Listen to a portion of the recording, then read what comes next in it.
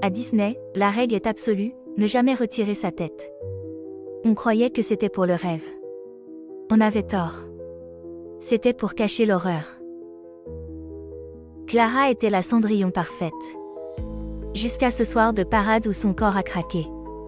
Ce n'était pas un malaise, c'était une fusion mécanique. Le protocole endosucre, l'incident de Clara. Tout le monde connaît la règle d'or à Disney, un personnage ne doit jamais enlever sa tête devant les invités.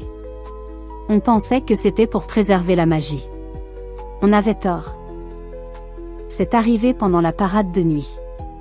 Clara, qui incarnait Cendrillon avec une grâce parfaite depuis des mois, s'est arrêtée net en plein milieu de Main Street.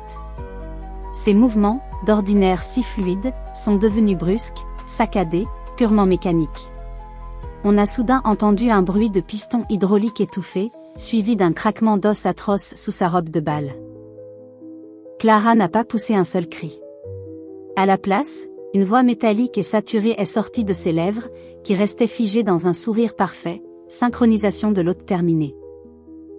Sous les yeux horrifiés de la foule, des tiges de métal chromé ont lentement percé la dentelle de ses manches. Le tissu bleu de sa robe a commencé à se gorger d'une tache sombre et chaude, mais Clara ne s'effondrait pas. Le métal à l'intérieur s'était enroulé autour de sa colonne vertébrale pour maintenir le corps bien droit, comme une marionnette dont on aurait remplacé les fils par des barres de fer. Le moment le plus terrifiant fut lorsqu'elle s'est approchée d'un petit garçon au premier rang. Ses yeux, d'habitude si doux, se sont figés, et une lueur rouge électrique a commencé à pulser derrière ses pupilles.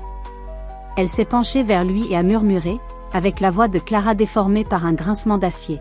« C'est ton tour de devenir un rouage. » Depuis ce soir-là, Clara n'a jamais quitté le parc. Si vous allez à Fantasyland et que vous croisez la princesse, regardez bien ses mains, elles sont toujours gantées, même par canicule. Et si vous vous approchez assez près, vous n'entendrez pas son souffle, mais le ronronnement discret d'un ventilateur interne qui tente désespérément d'empêcher son nouveau châssis de surchauffer.